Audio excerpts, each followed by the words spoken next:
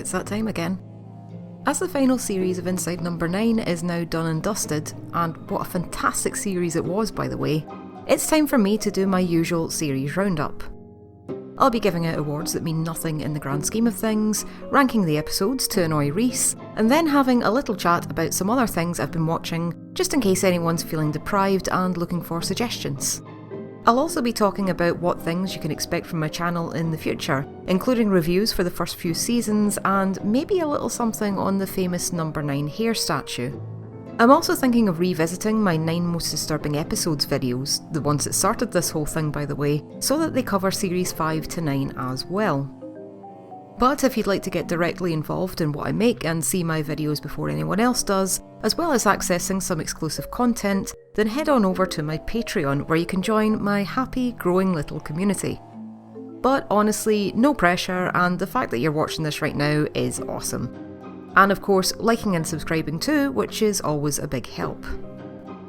Anyway, before we go ahead, spoilers obviously for Series 9 of Inside Number 9, and please remember that these are my opinions and you are all perfectly entitled to your own. And feel free to share them down below because that's what the comment section is for. Okay then, let's dive in. Starting off as always is my award for the best 9, that is the best setting and use of the number. Some very strong contenders here of course, with Boo to a Goose being set in a train carriage, and the number 9 house and bin for Mulberry Close. Well, that was definitely one way for poor old Popcorn to end up inside number 9. And of course we finally got to see that glorious number 9 bus in action, just like we always wanted. Well worth the wait, and the perfect way to end the show. On top of that, we also see 2 excellent uses of the number 9 within the story. First, there's the Curse of the Ninth, which is/was a real-world superstition and must have been irresistible for the lads to use as a concept. Yeah, you can tell they've been sitting on that for quite some time. The setting also allowed for lots of different rooms and atmospheres for different scenes and is just gorgeous to look at. Between having a manor, a curse, a real-life history, and the number 9 baked right into it, the Curse of the Ninth was a very strong premise indeed. But this time I had to hand it to the number 9 escape room in Control-Alt-Escape because this was a very exciting setting filled with puzzles that just felt tailor-made for this show. They do love their puzzles, don't they? And it's not just for the brilliant idea of building an escape room, then using this as a metaphor for the main character's mental state, but also how the number 9 was presented as the final clue using a mirror, a flickering exit sign, and Roman numerals, which I know I'd struggle to remember if I wasn't a fan of Final Fantasy. I look at those and think, oh yeah, that's the one with Vivi. Anyway, the use of the number 9 was so satisfying and so innovative that at first I thought they'd missed a trick by not saving this till the very end. But of course, as we found out, they had their reasons. So Control-Alt-Escape wins this year's Best 9, no additional clues required.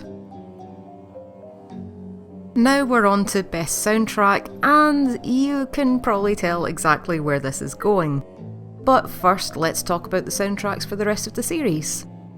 I absolutely loved the doomy synth tones of Boo to a Goose, which didn't make a huge amount of sense to me tone-wise until we reached the end and I could see how perfect that was. Brilliantly done. In fact, it still gives me the chills. We also had a lovely reworking of Tears of Laughter at the end of Plodding On, a song that always gets me because it's from one of my favourite episodes ever. And we had some brilliantly tense scoring for Control-Alt-Escape, which got my heart pounding along with, well, everything else that was happening towards the end of that episode. But come on, you all knew this was going to the Curse of the Ninth. And how could it not? In an episode where the very act of composing was central to the narrative, specific to the period, and weaves together techniques that were detailed in the script, this was a very tall order indeed. And it delivered, not just in the composition that was created, but in how the underscore also uses the same melodies. As I mentioned in my review, I made a point of watching this one with a professional composer, so it wasn't just me that was impressed. Plus, I'll have you know, I got my own Hare in music, a C still counts as a pass, thank you very much, and I have a vague-ish notion of what a plagal cadence probably is. And so I feel more than qualified to give this prestigious award to Curse of the Ninth, as performed by the BBC Philharmonic Orchestra and the London Recording Orchestra. Bravo! And this next one is always difficult because they get some bloody good guest stars, but I had to choose which performance was my favourite apart from Steve and Reece. And while they were kind enough to give us one two-hander in the trolley problem, they went and booked everyone in the UK with an equity card for plodding on. Except Sheridan Smith. Do you think she was busy, or was it something Reece said? Anyway, I think I'll narrow it down to actors who weren't doing cameos or playing themselves. So I'm sorry, but that includes our good friend Michael Ball as well, even if that moment absolutely slayed me. Speaking of good friends of Michael Ball, I loved Dorothy Atkinson's character in Mulberry Close. The perfect nosy neighbour and probably the last type of person I'd want on my street. Keep your dogs close and your bins closed around that one. Another favourite of mine was Matthew Kelly and his barmy broken replicant from Boo to a Goose, who presumably just rides around on a train all day, randomly preaching and singing Gilbert and Sullivan. I'm sure I've encountered similar models on the London Underground. Angus Wright also gets a special mention from me as Dr. Death, and I'm always happy to see any Peep Show alumni at number 9. I wonder what happened to that comprehensive history of the Byzantine Church that he was working on. Maybe he got tied up. So for this one, I was quite torn between two performances. The first was Natalie Dormer in The Curse of the Ninth, who absolutely owned every scene she was in and kept us all guessing with her real feelings and motives. But the one who really stuck with me was Callie Tant, who played Millie in Control Alt Escape. The scenes between her and Steve Pemberton were incredibly touching, as we got to see that abrasive surface of her character fade away and feel this genuine love and connection between the father and daughter. She conveyed all the love, anger and fear that comes from the complex and difficult situation she's found herself in, and I really believed in that bond we saw between her and her dad. She was brilliant, and I hope she has a great acting career ahead of her. So now we're on to Best Killing, and this year there were plenty to choose from. We had 3 of the main cast casually snuffed out at the end of Boo to a Goose, leaving behind a witness who can never say anything, along with the knowledge that another 2 of the main characters had already gone through the same treatment. Brutal. Then we had a couple of hands-off deaths in The Trolley Problem, where we only hear the voices of the victims, which doesn't make things any less grim. Drews certainly blames Blake for the death of Ellie, even if it's not a killing in the traditional sense, and we hear that he has enacted his revenge on Blake's son Robbie with a gruesome live burial. And we had the Mulberry Close murders, coming soon to Netflix, where Mr. Jolly goes ham with a brick after the neighbour ran over his dog and chucked him in the bin. So this one is actually a bit of a tie for me. I thought one of the best killings this year was Drew's self-flambé demise in The Trolley Problem. Bonus points for the fact that this almost certainly resulted in a second death, because the information on Robbie's location would have died with him. And my second choice goes to the death by curse moment, when Natalie Dormer brought a whole new meaning to the phrase upstairs downstairs. And I think it's safe to say that her neck should also get a bonus award for the best twist.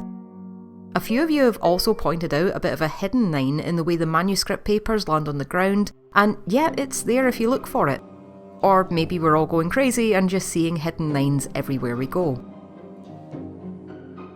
Next we have the best kiss / best couple, which will be interesting because most of the couples in this series are absolutely terrible. We've got the zombified theatre goers at the end of Boo to a Goose, though we get the feeling that they were once a very different couple altogether. Then we've got Michael Ball's best pals that get sniffy over a few Halloween decorations and inflict cauliflower quiche onto innocent bystanders. As I said, I would hate to live on their street. Not that the new couple at number 9 Mulberry Close were much better. Sure, he didn't murder her and chop up her body, but we did hear some pretty nasty arguments happening between them. I'm almost tempted to say that Steve and Reece should get this one as the best couple in Plodding On, but of course they're not actually an old married couple. They just act like one sometimes. So for me, this one goes to Lynn and Jason from Control Alt Escape. Even before we know what's really going on, the relationship dynamics in this episode are just so believable, and you do feel genuine love between the two. And while there's some very heavy undertones to all of their interactions, you realise that everything comes from a place of love. Again, I was just so relieved that Jason managed to beat the escape room at the end, and I'm happy that this couple and their family got a second chance. Now, you might say that this year's most disturbing moment should go to the fact that Inside Number 9 has ended, and now I have to find a new purpose in life. That should be a pretty disturbing prospect for me for the future. But that's not entirely true, as I said in my last video, because this channel is absolutely going to keep plodding on, and I still have plenty to say about this series. So what were the most disturbing moments in Series 9? For me, these include the recorded conversation between Blake and Ellie in the trolley problem. That part absolutely made my skin crawl, and the looming presence and implications of Dr. Death in the escape room. Also, and this might sound silly, I was kind of freaked out by the bit in Mulberry Close where a guy in a skull mask is just staring into the camera and starts walking slowly and silently towards us. But it's only pissed up Reece in a Halloween mask, so we're alright. There were also quite a few disturbing bits in The Curse of the Ninth as well, what with the curse, the ghosts and the mounting paranoia, not to mention what happened to poor Devonshire in the garden. And speaking of moments where characters die and hardly anyone knows or cares, this time I have to hand it to everything about the last sequence of Boo to a Goose. From the chilling way that 3 people are casually dispatched, to the way that the replicants are greeted and calmly herded off by their companions, to the terrifying implications of a world that can and will switch you out for a more docile and compliant shell of your former self.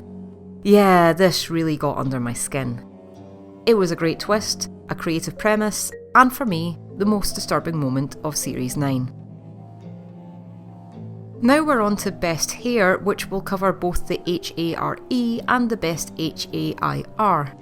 Now, I thought the old Hare was very sneaky for most of this season, and I only caught it in half the episodes on my first or second watch. To be fair, one of them was Plodding On, where they just plonked it right next to the projector, and Mulberry Close and Curse of the Ninth were both second watch Hare spottings. So for this one, I'll say Boo to a Goose, because it was tricky to include a random statue in a train carriage, but they found a way by including a sticker with the number 9 Hare printed on it. For Best Hair, and no, it's not the moment where we see the producer wearing a wig in a reverse shot of Control-Alt-Escape, and yes, that did happen, I had a few thoughts. There was a very positive fan reaction to Silvery Steve in the trolley problem, and I did love his big blue barnet in Boo to a Goose. But the real winner here is everyone who got their wigs on retro style for the buses at the end of Plodding On, and what a good sport each of them was. Up next, I always give an award to the best Steve and Reece performances, and again I think I can narrow it down by taking out Plodding On, seeing as they were playing themselves. Although I must say, they played those parts very convincingly. So for Steve, I'm torn between the fabulous Wilma Dick show in Boo to a Goose and his moving performance as Jason in Control-Alt-Escape. But if there was an acceptance speech on the cards, Steve, if you're listening, please feel free to post that by the way, then I would 100% go for Wilma. I'm sure she'd have plenty to say. For Best Reece, again, very strong performances as always, but the one that stuck out for me was Mulberry Close, especially when he's telling the neighbours to fuck off or shouting that they'll never get their Tupperware back while being herded into the back of a police car. Angry Reece is Best Reece, we all know it to be true. Okay, so here's the tricky one, and that's who got the worst deal in the entire series. I mean, maybe it was us, the fans, because it ended, but we did get one hell of a send-off, so I can't really complain.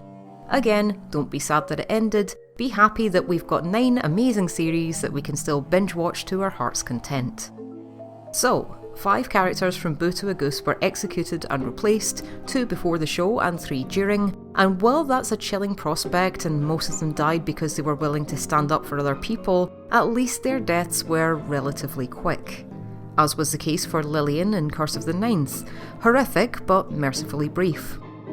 Ellie from the trolley problem, not so much, because she'd been driven to overdose by somebody who was meant to help her, and that is a surprisingly slow and horrible way to go. And in Mulberry Close, Val got an extremely raw deal as she was falsely accused of dog murder and bricked to death over canine corpse disposal. I don't even think that was the right bin. And Damon too, who was then falsely accused of her murder. But how can I say that anyone got a worse deal than that? Simple, because Series 9 features not one, but two characters who are buried alive. First we have Robbie on the phone to his dad from an undisclosed coffin in The Trolley Problem, then Devonshire in Curse of the Ninth, who's knocked out and tossed in an open grave, with a corpse. And she's not quite dead. Quite frankly, that kind of death doesn't bear thinking about, and it's the kind of thing that's guaranteed to freak me out every time. I still squirm every time I watch that bit in Kill Bill Volume 2. Double burial alive. What a way to round off this show. And of course, we have a bonus Best Doggo award for this series, which goes to our dearly departed Popcorn. And let's take a moment to remember him as the good boy he most definitely was. And as you may have guessed, between that and the talk of poisoning foxes, Series 9 gets a not at all kind to animals rating from me. Speaking of the League of Gentlemen, I just had a thought. Remember when Mr. Chinnery treated a dog called Bentley who had a bit of a gas problem?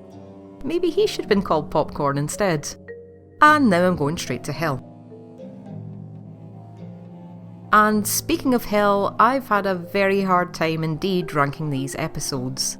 But you asked nicely, so here they are. Once again, these are my own opinions at the moment. They might have even changed by the time the video comes out, and feel free to post your own rankings or call me a traitor in the comments. So, here we go.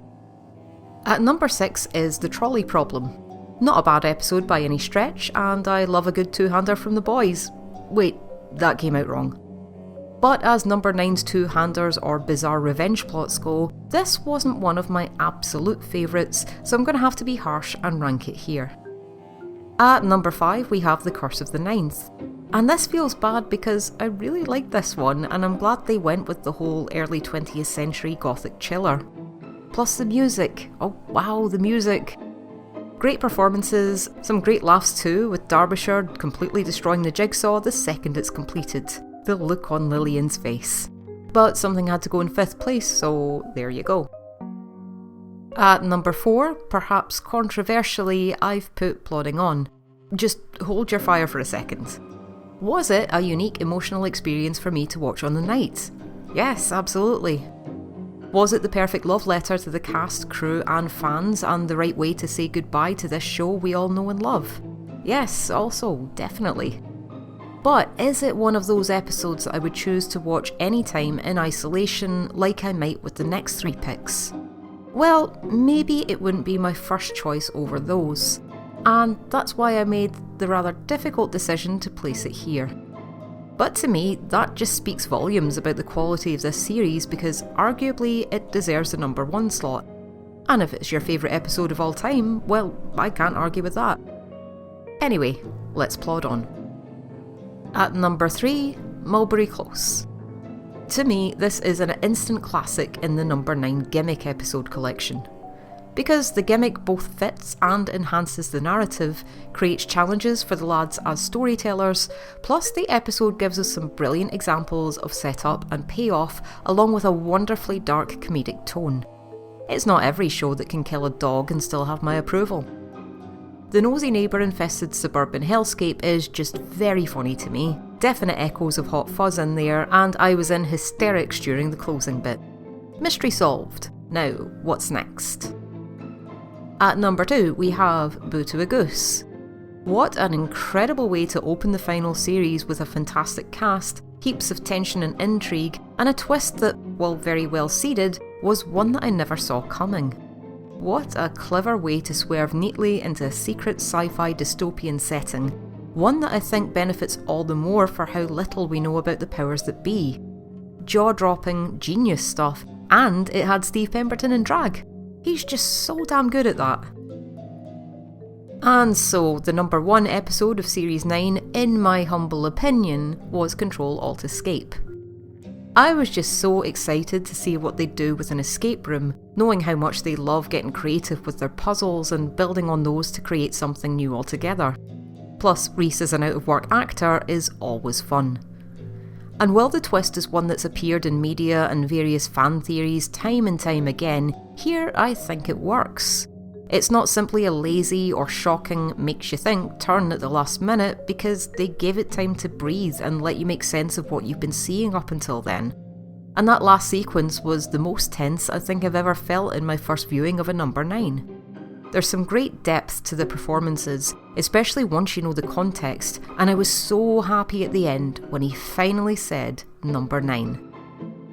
At the time, I even thought this would have been a very strong ending for the show after 9 series, and that it could have been the very last episode. However, they had good reason to place Curse of the Ninth as the penultimate episode, and as for plodding on, well, they'd obviously been planning it for ages, and it had to go at the end. But while I can't deny that this was my personal favourite, it's okay if it wasn't yours, or if you didn't like this one at all. And I have to say, I completely understand why this might be too close to home for some people, or might feel exploitative or even have horrible implications for those who, unfortunately, have found themselves in that situation. In which case, I'm deeply sorry for what you've been through. But in my case, the episode really had me empathising with the family, the struggles they were going through, and the heartbreaking decision that they were faced with. Sure, a happy ending at that particular moment might feel like something of a fairy tale, but I was just so invested in the story and rooting for the main characters that I was delighted to see that final reprieve. And that's why I've given Control Alt Escape my coveted top spot. As always, feel free to post your own rankings down in the comments, and I look forward to hearing what you have to say. Okay, so as I always do this, I'm going to tell you a little bit about other things I've been watching lately that I think some of you might like, and that I might want to talk about at a later date. If you'd like to see a review or analysis of any of these, please let me know. First up, and I know a few of you have mentioned this already, is Late Night with the Devil, which is available on Shudder. Put it this way, if you're a fan of Deadline, Ghostwatch or The Exorcist, then you probably owe it to yourself to give this a watch.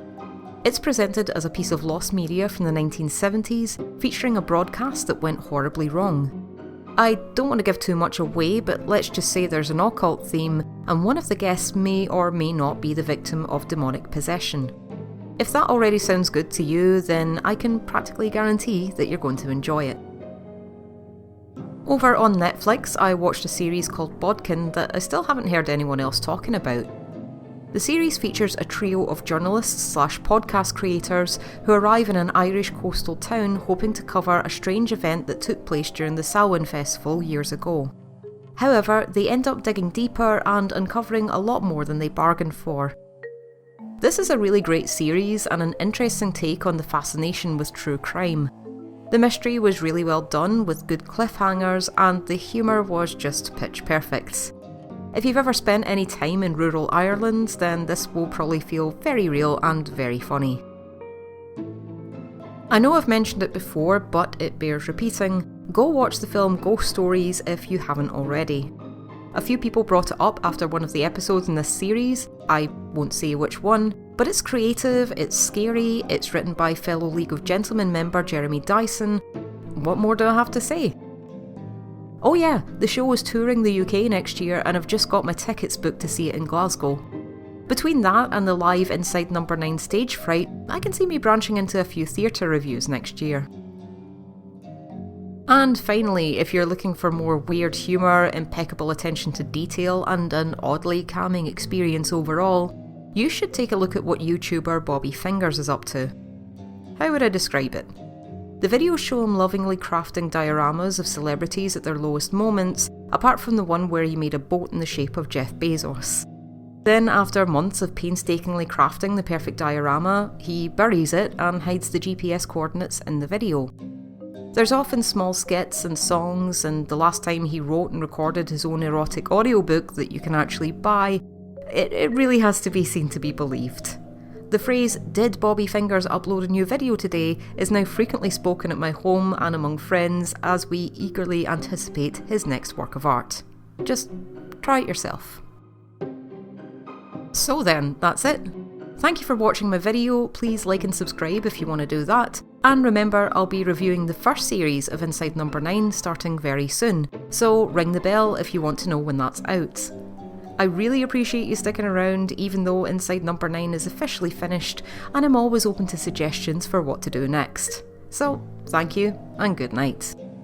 I'd also like to give a special shout out to all my lovely Patreon people who help to keep this channel plodding on. They are, and I hope I'm pronouncing them all right, Liz Larson, Andy Andes, Nick Basir, Juliet Wakefield, Dreaming Ape, Katie Rowley, Julia, Bill Smith, Kat Francis, Ben Kirkham, Street Cleaner, George Lambert, Hayley Tilt, Max Spencer, Luca Mykick.